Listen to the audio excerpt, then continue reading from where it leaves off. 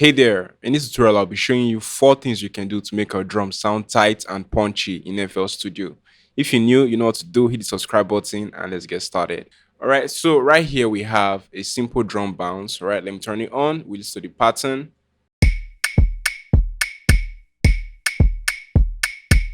So the first thing we're going to do is we're going to try to control the ambience. And the reason why we need to control the ambience is because a lot of the percussion, especially if you are working with Afrobeats, lots of percussions are recorded in different environments. Some are recorded in dry rooms, some are recorded in live or wet rooms where the microphone picks up so much ambience from the rooms. So you need to make sure that you reduce that, or at least you have some control over that, so that when you're mixing, you can actually add your own reverb to suit the track you're working on. All right, so like for example, this clav sound or clave sound, I don't know what it's called, it's a percussion, but if you hear it, there's a lot of ambience to it. So the easiest way to control that in FL Studio is by opening the sampler, right? Then you come to this out feature right here where it says out. So this just fades out the ambience. When I play it, you can see now it sounds really dry, like it's recorded in a very dry room without any ambience. But when I take it back to the default, so sometimes you want it to go all the way dry or just maybe somewhere halfway like this, depending on the vibe you're trying to go for with your beat. But most times when I'm making my beats, I do take it all the way dry so that when I'm mixing, I can add my own reverb and other processing on it. So I'm going to take it all the way dry.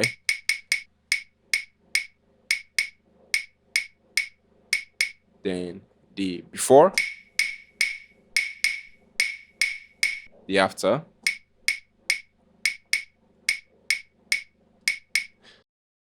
Hey there, if you're still struggling with making Afrobeat, I'm inviting you to my focus group. It's a 4 weeks transformative program where I'll move you from basic to badass. I'll be hosting live classes 2 times a week covering the core topics that you need to know to make really good sounding beats. And you can ask questions during the live lesson, and I'll also demonstrate the answers live for you to see and learn even better. And of course, I'll be giving you assignments after each live lesson, which I'll personally access. And the best part is that you get to be a part of a very helpful community that will push you to be a much better producer. And then you also get access to my exclusive learning resources, which are only made available to my premium learning students. After this transformative program, nothing about your beats will sound basic. So if you feel it's time to transform from basic to badass, hit the link in the description below or the link in my bio to sign up.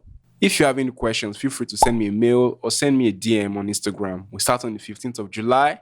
See you on the other side. Cheers. All right, so the second thing you can do to make your drums sound tight and punchy is using layers. Layers can make your drums sound very interesting as well. So for example, right here, you can use similar elements, like can use maybe a clip sound or another wooden drum sound, like maybe a wood block or something, another percussive sound. But right here, I'll be using a rim shot instead. All right. So what these are going to combine with the sounds you played and give you a different texture, but at the same time give it some weight as well. So when I play both side sounds and when I turn it off, so most times using layers in your drums can make it sound really good and interesting. And then next, right here we have our drums.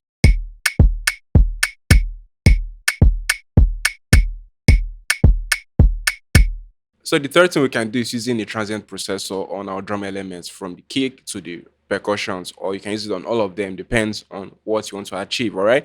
So right here we have our kick and it's all routed to the mixer, same with our percussions. So we're going to be using the transient processor in FL Studio to control the transients from our drum elements from the kick to the percussions. All right. You can see our elements already routed into the mixer. And what the transient does is that you can either boost the attack or reduce the attack on the transient of the sound running through it, in this case our kick drum, or you can also boost and cut the release. Okay, so let's boost the transient on our kick drum and see how it sounds. So we'll solo our kick, try again and see.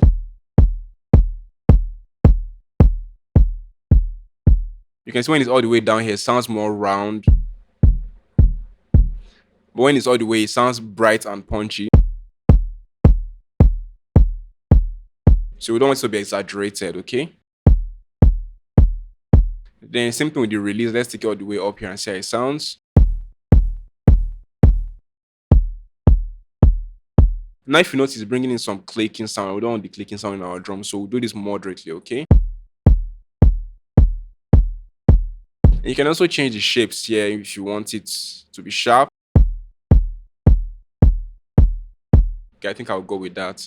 And then let's turn on our clav sound, same thing, transient processing.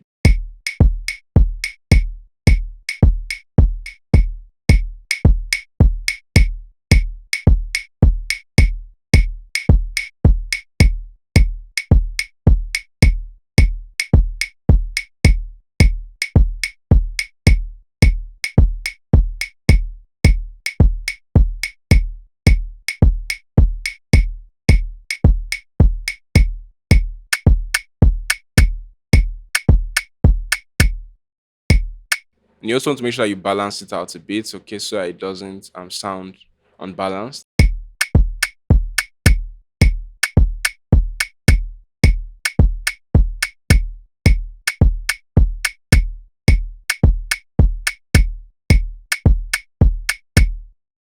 So the first thing you can try to make your drum sound punchy is by doing boss compression and adding some saturation to that same boss. So I'm just going to highlight everything, then an empty track, then right click, track routing, create submix, just call this drum boss. All right. So this is where all my drums are going to be routed into. So I'm going to turn it on. A compressor is going to be a fast compressor. Okay, so I kind of glues it together and act really fast to just put the whole thing together. Okay, so I'm going to take this all the way. Let's say around 4:1. You can make this higher, depends on how sharp or how much compression you want. Okay, then maybe here and see. Let's make our attack fast and our release also fast.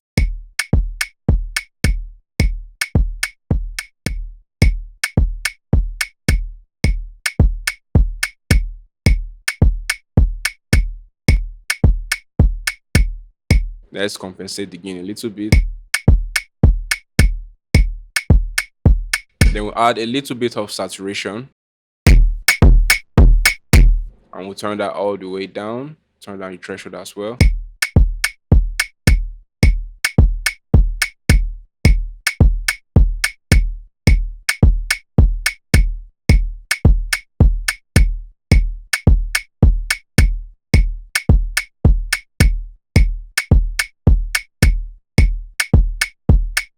All right. So let's listen to the before and the after.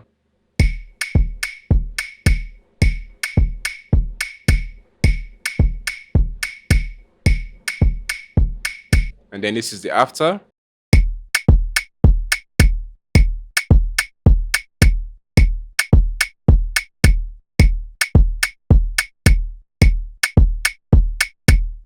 So let me know if you found this helpful. Hit this thumbs up so other people that need helpful videos like this can easily find it right here on YouTube. And hit the subscribe button down below to keep up with more tips and tricks from me. I remain Sarah Classy. This is SC Tuts. See you soon. Cheers.